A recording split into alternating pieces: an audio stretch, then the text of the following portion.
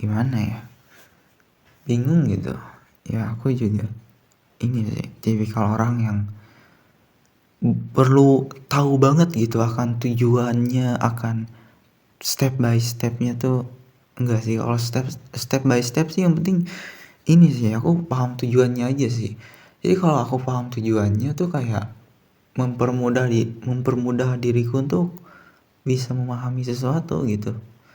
Karena ya meskipun aku melihat orang yang luar biasa gitu, mereka bisa bikin animasi hebat, bisa bikin editan bagus gitu, kayak iya sih bagus sih, cuma gimana ya, kayak aku gak terlalu ini juga sih, gak terlalu seiri itu gitu akan sesuatu hal gitu. Di dunia itu aku jarang banget iri gitu akan hal yang memang istilahnya kayak luar biasa banget tuh, enggak sih. Kayak lihat orang yang secara teori dia nilainya di sekolah gitu bagus semua gitu, dia effortnya bagus di sekolah gitu, dia berusaha untuk bisa stabil di ranking pertama gitu kan, itu bagus ya. Aku ngerasa kayak iya sih bagus, aku juga pernah sih mengharapkan hal itu, kayak berusaha untuk mengikuti jejaknya, cuma kayak ada yang kurang gitu. Dan setelah aku pikir tuh kayak oh iya, tujuannya apa ya gitu, tujuan ranking 1 di sekolah itu apa ya, kayak ya ya jadi kayak aku gak terlalu punya motivasi buat diriku untuk tetap mempertahankan keseriusanku gitu. Karena tuh di sekolahku tuh kayak ya udah aku ikut-ikut aja, disuruh belajar apa ya udah aku ikut gitu. Dan hingga pada akhirnya aku sadar bahwa ternyata belajar itu harus harus jelas tujuannya gitu. Kalau gak terlalu jelas tujuannya tuh kayak gak ini, gak terlalu dapet ini ilmunya tuh, kayak ada beberapa yang nyangkut gitu. Iya sih. Ya sebenarnya aku bahas ini tuh karena aku kan lihat di shorts ya, di video pendek gitu, ada sekumpulan anak-anak yang secara aku lihat tuh hebat banget itu, kayak mereka bisa bikin animasi yang aku gak bisa kayaknya. Ya bisa sih kayaknya, cuma apa ya namanya, aku bisa ngebaca gitu bagian mana aja yang perlu aku pahami gitu. Dan ya aku bisa sih, iya sih. Aku kan ini ya, aku sering apa namanya tuh ngebaca pola daripada hal dasar dari keinginan. Jadi saat menginginkan sesuatu, maka apa pola awal yang perlu dilakukan gitu. Kalau keinginanku adalah untuk bisa bahagia secara dunia, bahagia setelah dunia, dan dijauhkan dari penderitaan untuk selamanya, maka step pertamaku adalah memahami dunia dengan bagaimana aturannya, apa yang perlu aku lakukan dan apa yang perlu aku hindari. Supaya apa? Supaya aku bisa bahagia. Dan kalau setelah hidup bagaimana?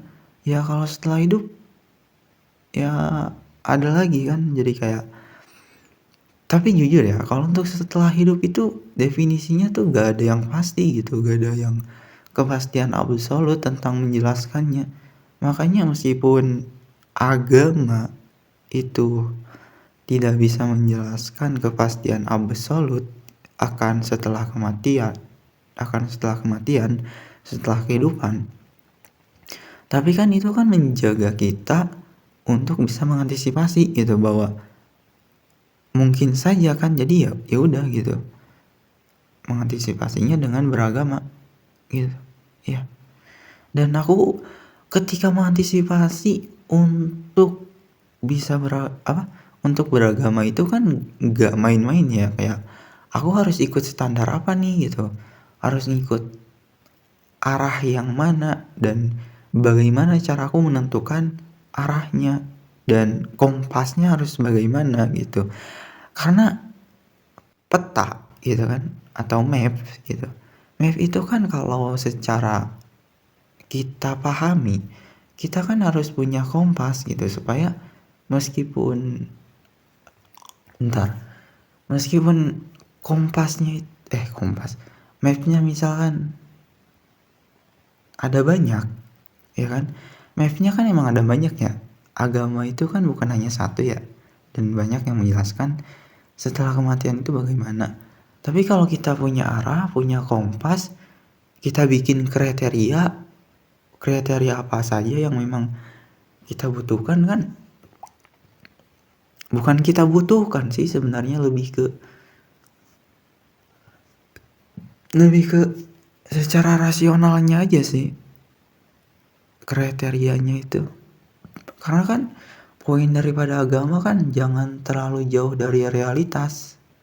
Meskipun ya sebagian besar agama tidak pernah sepenuhnya menjelaskan realitas, tapi kan seharusnya ini nggak terlalu jauh.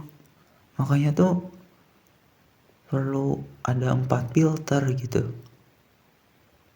4 filter utama yang berhubungan dengan logika.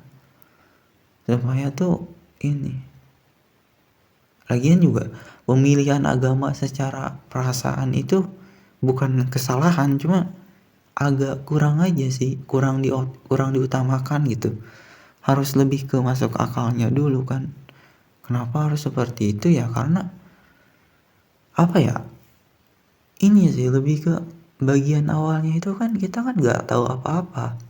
Kita lahir aja nggak tahu apa-apa dan kita dikasih tahu sama orang lain. Jadi dan ketika dikasih tahu sama orang lain kan kita kan harus memfilternya, harus memverifikasi orang tersebut.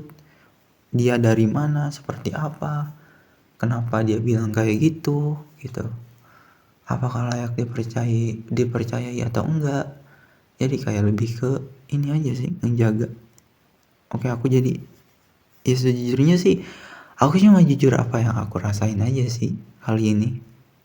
Nggak yakin ngejelasin sesuatu yang bagus. Aku jujuran bingung mau ngomongin apa soalnya, karena setidaknya tuh di otakku tuh memang ada beberapa istilah, beberapa poin wawasan yang memang ingin aku bagikan gitu.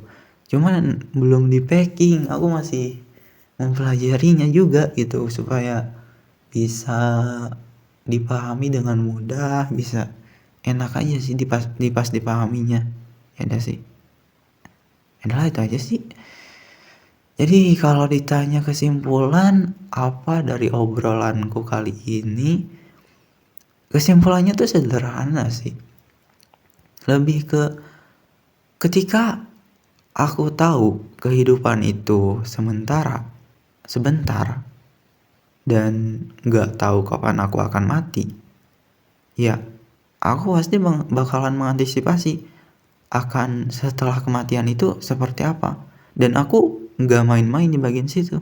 Aku bakal berusaha semaksimal mungkin dalam memilih yang terbaik, meskipun bukan kepastian absolut tentang agama itu.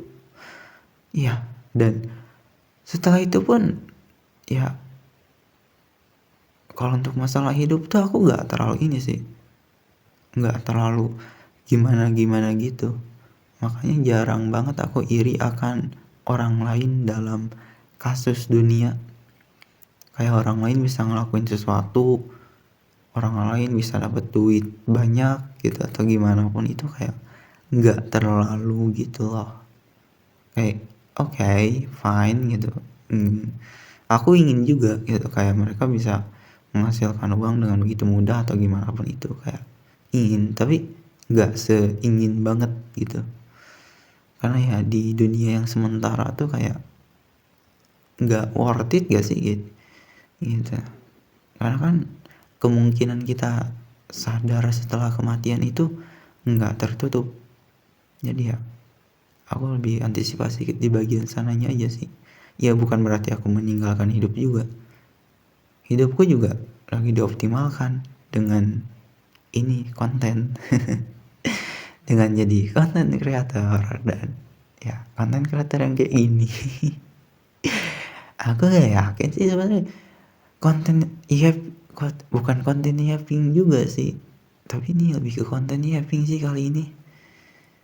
Ya konten-konten pembicaraan kayak gini sih emang kesannya tuh biasa aja, tapi ya udahlah. Ya, gitu aja.